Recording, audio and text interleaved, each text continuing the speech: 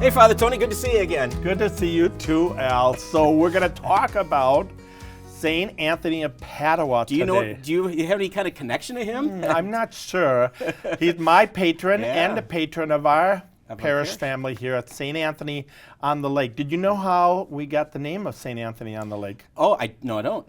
Well, I have a feeling there's a story here. I'll fill you in with the story Okay. here. Actually, one of our charter members, his first name, he was a physician. His name was Dr. Anthony, and I can't remember the last name, but his first name was Anthony. He had a statue of St. Anthony, and he brought it to the first mass that they had, and they decided that why don't we name it St. Anthony? Okay. And then they added on the lake to distinguish it from the other St. Anthony Sure. parishes, Menominee Falls, Milwaukee, Right. and everything. So we're going to talk about St. Anthony of Padua. Whose feast day is June 13th. June 13th. Right. And he was the hammer of the heretics. Yes, he was. He was a great preacher Yep. and a great man who served the poor and the sick. So what Right. do we know about St. Anthony of Padua? Well, St. Anthony was born in 1195, so he only lives to like 35 years old. 35 years old, and he was born in Lisbon, Lisbon, Lisboa. that's the thing. Everyone calls him St. Anthony of Padua, which of course is in Italy, but he was really from Portugal, originally born there. And people in Portugal refer to him not as St. Anthony of Padua, but St. Anthony of Lisboa. Yeah. He wanted to be a priest, and he was a priest in the Augustinian order. And he was very much an admirer of St. Francis, who was a contemporary of his. And he heard a story, a true story, about several Franciscan friars who were martyred in northern Africa. Yes. And he was so taken by that and moved by their commitment to their faith that he kind of jumped ship, and went to, became a Franciscan. And that's where he flourished. That's where he kind of took off. We do know that he did meet Francis at one point, and they had, kind of a relationship that way. But he was one of these guys who was very much a man of prayer, and I would say almost personal prayer, very individual prayer, as well as prayer that people can see like Mass and whatnot. One of the great stories of him, of course, is praying by himself. He had this vision, ecstatic vision of the child Jesus, and somebody saw him have this vision, and he swore that person to secrecy and said, "Don't tell anybody until after I've died." But that's why you see him portrayed with the child Jesus a lot. But he had this great love of Jesus and the humanness of Jesus, the humbleness, the humility of Jesus.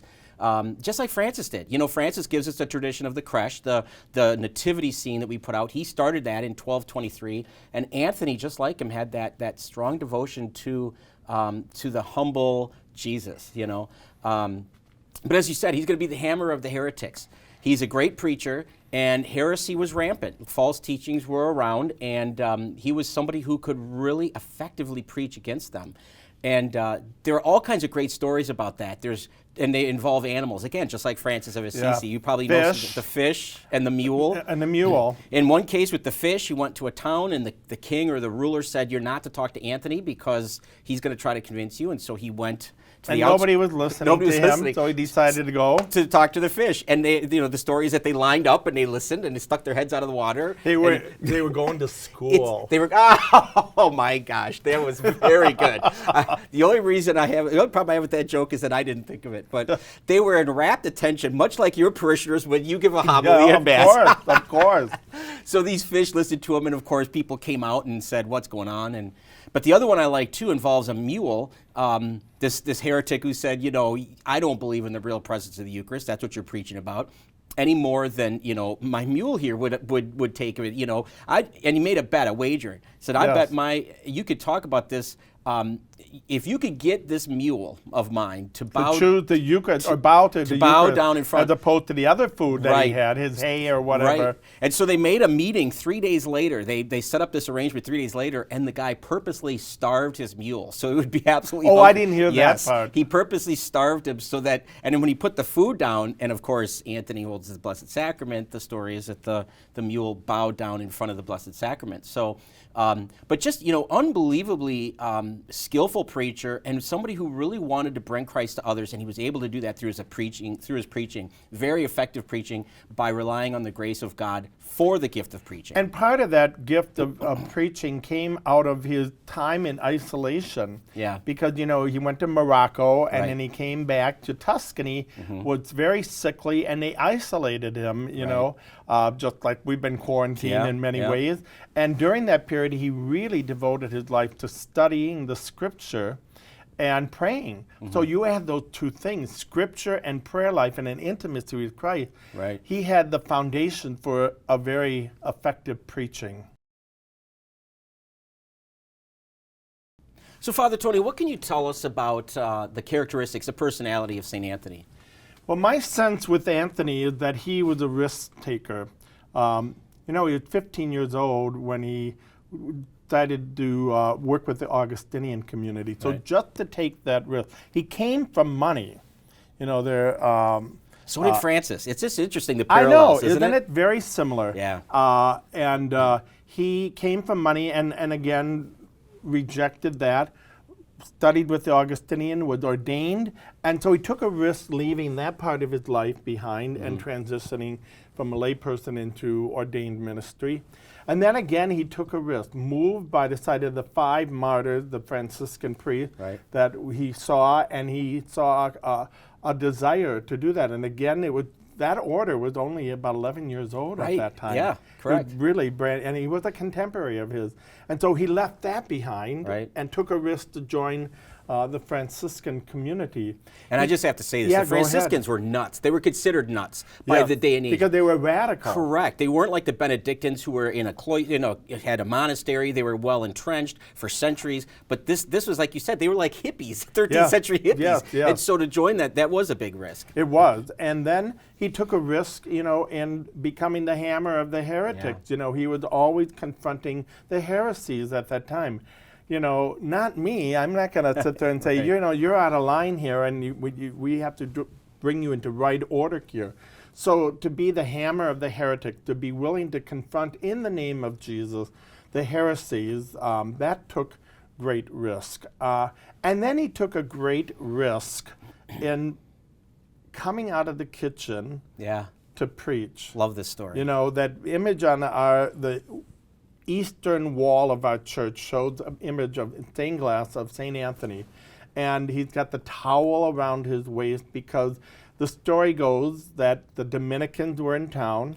They were at an ordination. The Dominicans thought that the Franciscans would preach. The Franciscans thought that the Dominicans were preaching because they were a preaching order. Right. And so they didn't know what to do. They came unprepared, the Dominicans. So they said, well, let's see if we can get Anthony to do it.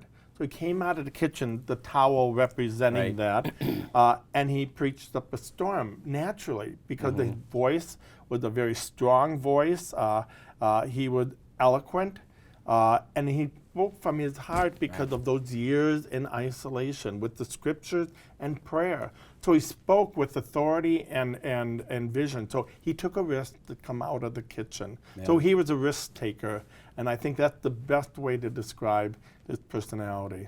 Do you find your ministry, do you try to pattern your ministry at all after Anthony? It's interesting. My very first trip to Europe, and that sounds so snotty when I say that. I'm glad you but said my that, first not me. trip to Europe, I landed. Last time we talked, you talked about trips you're taking. I'm a traveling priest. Guided by the saints on the road. That's what I'm envisioning. I'm just saying. We always say the best slogan for priesthood is be a priest, see the world, right? So my first budget line item for the parish. Go ahead. I'm sorry. Anyways, we landed in Lisbon, Portugal, and one of the sites we went to was the birthplace of Anthony. Sure. And we went there, and I remember praying before the relic, which was his tongue. Yeah. His tongue, and there's a whole story with that, Yeah. that his body was exhumed 30 years after he was buried, and it was nothing but dust except for the tongue. Which was still red and Yes, like, fleshy Yeah. and everything. But I prayed before his tongue saying that I would be a good preacher and that I would call upon him to guide me. Nice. He inspired me to be a little, to be a hammer of the heretics from time to time. How about doing the dishes? Yeah, doing the dish. I do the dishes at home. But anyways, but yes, I do call upon him, and he is a favorite saint of mine, and I'm proud to serve in a parish that is under his patronage. So Al, a number of years ago, Father Ken and I led a pilgrimage to the different shrines of France, Portugal, and in Spain. And one Another of the trip. sites, another trip, another vacation. And we went to Lisbon, Portugal. Sure. I had Mass of the cathedral where St. Anthony of Padua was baptized, where he learned. And we stood outside that, and there's a wonderful statue there of St. Anthony holding the child Jesus and a group picture with us. Tell us a little bit more about that, and what are the symbols that are often affiliated with St. Anthony of Padua? Sure. Well, you know, like I said before, that's based on an image or an apparition he had of the child Jesus. But I think the deeper meaning for us is that Anthony opened himself to God's grace to bring Christ to others. To show Christ. Yes, to bring Christ, to show Christ to others, and to show him in a humble way. Not the glorified king, but in a humble way. That we are to be humble and receive humbly. And to bring Christ to others, to show Christ to others in the way we act, in the way we live, the way we treat each other. So that symbol is just wonderful. It's ubiquitous. Anytime you see St. Anthony, I have a statue in my office. He's holding the child Jesus. And when I think of it, because Anthony is an important name in my wife's and Katie's family. Her dad's name, her brother's name, her nephew's name, all have Anthony in them. And so we have images of St. Anthony in their respective houses. But that image is, whenever I see it, I think to myself, am I bringing Christ to others? Am I showing Christ in the way in my ministry, in the way I'm just a friend or a husband or a father? So that's a really important image. He's always portrayed wearing the brown robe, which would be the habit of course, the Franciscans. The other thing you see oftentimes is a lily. The lily, and at our parish here, we have lilies everywhere. Embossed right into the walls. Yeah. And a lily is almost universally, it's a symbol of peace, of course, but it's also a symbol of purity and virginity. And it goes resurrection and new life. And it talks about, I think it speaks on a lot of those levels about Anthony's life, that he had a resurrected life when he joined the Franciscans. I think it talks about the purity of soul that he had. So I think, and certainly a man of great peace, challenging the heretics, but doing it in such a way that was welcoming and inviting as opposed to, keeping them out. So those are the main symbols that we see with St. Anthony.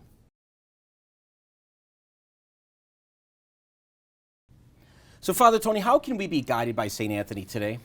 We always think of St. Anthony as, the little poem and dance that you do when you've lost something. Yes. I'm forever losing my sunglasses, my keys. I could never be a woman because I would lose my purse wherever I went. And what's the thing that we always do? Tony, turn around, something's lost, can't be found. Right. And, we pray to St. Anthony for lost items, and remotes. You know the story about that? No. About why he's the patron saint of lost items? Oh, yes, I do. Go ahead and tell it. No, you go ahead. Well, there's the story that he had his Psalter. Right. And remember, books in 1195, area, very rare. It was very valuable. And he had his notes in there. He had preaching notes and commentaries on scriptures and psalms and everything. And it turns out that a novice in the order left the order, but he also took St. Anthony's Psalter. And so he prayed. And lo and behold, not only did the Psalter come back, but the novice came back into the community. So he brought back that which was lost on multiple levels. Exactly. So, we prayed to him, Tony, turn around. And when we lose items, then now it's another traveling story. When I went to Padua, we went to his grave. And I was dumbfounded when we went to the grave, because there on his tomb are pictures of children, of young adults, and they're all missing. Oh, boy. And there are people, it's a huge shrine, and a lot of people come to it. Very popular saint. And they go and they pray for the lost children. Wow. And I was so moved by that because I never thought of praying Right. for a lost soul. Right. Or It's usually items, like you said, keys, glasses, remote control, not. Yeah, and to pray for a lost soul or a missing child. Yeah. You know, how profound that was. And I was so moved by that I remembered when we were updating our parish mission statement that I brought to the council, to the leadership team. I said, I want to add, seek the lost. You know, live the gospel, seek the law, commit to lifelong faith formation, serve those in need. Right. I wanted to add, seek the lost, because that's all of our responsibility. Right. Jesus went after the lost sheep. Right. And so St. Anthony did that literally, and we are called to do the same. So I think one of the things that St. Anthony can do for us is help us to seek the lost. Invite somebody who's been away, isolated from the church. And in our families, who isn't? Our own families, who isn't you know, lost, on some level. That we can invite, we can name, we can pray for that person. So that is one thing that I thought of too. And the other thing is what he can teach us is, you know, he boldly, bravely, still wearing the towel around his waist, came out of the kitchen to preach, you know, and he was known for his preaching. And, you know, the preaching isn't just the responsibility of the ordained. You know, St. Charles Borromeo said, you know, preach the good news with your lives, you know. Others have said the similar quote. Francis, preach St. the gospel, Francis, if necessary, use words. So we are all called to the preaching ministry. And so I believe Anthony calls us out of the kitchen, the safe comfort zones of our lives, and step into the new and the unknown and preach by our lives, by how we live, by how we worship, by how we serve. And I think that's the way we hammer the heretic. And that's the way that we invite the lost, is by preaching with our lives. So 2 things is to preach the gospel with how we live our lives and seek out the lost. I love that. Great. Both of those are great. Father Tony, it's great to talk with you again about Always the saints, a pleasure, especially Al. St. Anthony. Next time we're going to talk about... We're going to talk about St. Rose of Lima, the patroness of all the Americas, but especially Peru. And we our sister parish. Our sister parish. We have a close relationship with that area of the world, so we'll be talking about St. Rose of Lima next time. And remember, we don't need saints to reach God. God uses saints to reach us.